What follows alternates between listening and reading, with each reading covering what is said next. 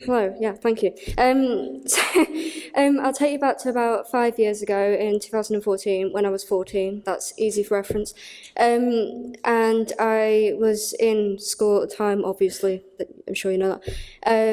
And I was finding out all of a sudden that I wasn't like every other girl, and that they seem to have this strange obsession with rolling their skirts up so high that you might as well not bother wearing it. And I didn't understand any of this and the whole makeup thing or anything. And to me, that meant I wasn't normal and I was somehow broken and needed to be fixed. I didn't just think, oh, I don't like those things, it's okay. And nobody ever told me that it was okay. Well, if they did, I didn't listen, which probably was a theme at the time. But anyway, so about a year later, I was going through the whole thing of trying to figure out my sexuality and what I identified as, and I ended up on Tumblr. That's dangerous, don't go there. I discovered the term asexual, and I believed because not only was I different and didn't do what other girls did, and also didn't seem to have this crazy boy obsession, that must meant that I was not capable of love, and I somehow I should just call myself asexual and have done with it, that's it. So that led me down the rabbit hole of finding gender identities, and I soon discovered a gender. There's a theme here with nothing. And I just basically spent about 6 months saying that I was no gender, I didn't have a gender, all because I didn't wear dresses, wear makeup, and be normal. Around this time, I'd also cut my hair off. Not quite this short, I think that would have been a bit dramatic, but anyway, I wasn't quite that brave. Anyway, so yeah, I went through about 6 months of non-binariness and sitting on Tumblr a lot when I should have been doing exams, but anyway. And I eventually got involved even further, and eventually I came out in April 2016 as a transgender man, or male, or whatever I was calling myself at the time. And I told my parents this, and their reaction was rather shocked and confused because they hadn't seen the idea that their daughter was suddenly going to be telling them that she wasn't their daughter. And at the time, I believed that my parents somehow hated me and didn't want anything to do with me because I was not only a failure, but I wasn't what they wanted me to be.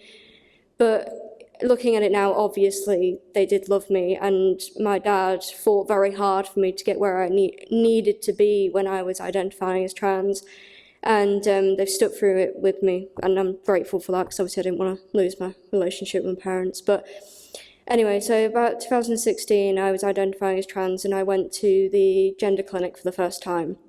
Tavistock in Leeds, where we are. And I was too old for it at the time, I was 17, so I can't really speak on that too much, but I got the one thing that came out of it is a very quick referral to the adult gender services I believe I started there in January 2017. At the time I was pursuing both hormones, testosterone, and a double mastectomy, as well as a hysterectomy, because I didn't want my body to be what it was clearly supposed to be, and I was trying to escape from the reality that was my own existence. I never liked myself regardless of anything, and this was an escape that I could get away from everything. So between 16 and 18, I was actively identifying as trans. I did have a job at the time, and I would get really, really depressed every time somebody would call me she and not he, and then I went down the non-binary route, and every time, pronouns and everything, and I was in a really dark place, I won't obviously go into too far, but at the time I was self-harming quite a lot, and I ended up in hospital quite a few times, various times in the morning, because I just couldn't cope with my own existence anymore. And I believed that one day, once I got those hormones injected into me, and once I had that mastectomy, and once I had that hysterectomy, that I would be normal, and that I would be what I was supposed to be, instead of this broken mess, which obviously isn't true, but that's what I believed. And also what came into that was obviously my sexuality, which came in a bit later and was very, very, very clouded by the transgender stuff. But in 2016, I sat down and made a YouTube video, very cringe, but they're on private now, nobody can see them. But I kept them, thankfully, for my own reference. And it was very interesting to watch these videos and see how I was thinking at the time, and I was so confused, like really confused. And in one video, I can't remember the full quote and won't bore you with it, but basically I said something along the lines of, I'm going to admit it, I like women.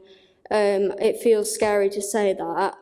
As a guy, I always call myself a guy, I don't know why. As a guy, that feels normal, but as I know people see me, which was a woman, that's scary. And obviously what I wanted to say, and I could hear myself stuttering, was that feels abnormal, it doesn't feel right. So yeah, basically I just was trying to escape everything that I was in the best way that I was given, and unfortunately that was a route of, well, going down mutilation in multiple ways.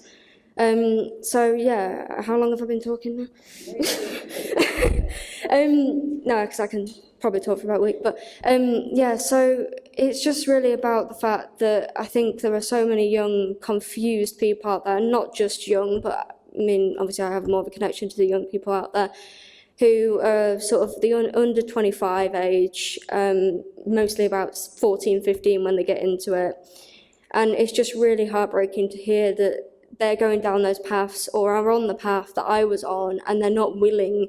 I mean, I understand because I wasn't willing, but they're not willing to understand that this isn't the answer. You don't need to change your body. You don't need to change yourself.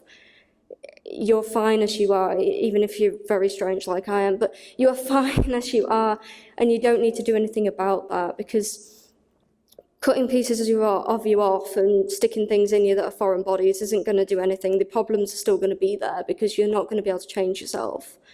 So yeah, the whole thing about, well, then the whole lesbian thing, that, yeah, so I just couldn't accept it, to be honest with you. I just could not accept the idea that a woman could love a woman, and I didn't even know it was possible.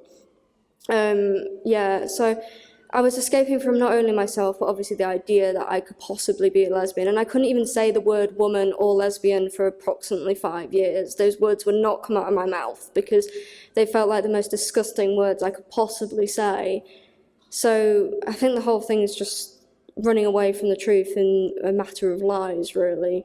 And you can believe something, and this is the whole argument of the whole trans versus not really trans. And I think it's absolutely ridiculous, because if you believe something, then you can make anything real. And if you're told it's real, then of course you're going to believe it's real. You're given it as an option, and it's a widely accepted option. And I just don't think we should be going down such a drastic route. And I think we should probably be helping young girls to accept who they are. I mean, it's not an easy fix, but it's not right what we're doing. And I know people think I'm some sort of hateful monster, but it's not about that. This comes from a place of genuine understanding, and that's why I'm so scary to them, because I've been where they're standing right now. I probably know half the people that are standing out there right now. I walked with them, I told them my story, and they, well, metaphorically, hugged and embraced me, and as soon as I said anything else, binned, gone, and now they're out there probably screaming about me, but I'm joking. I'm not that popular, am I?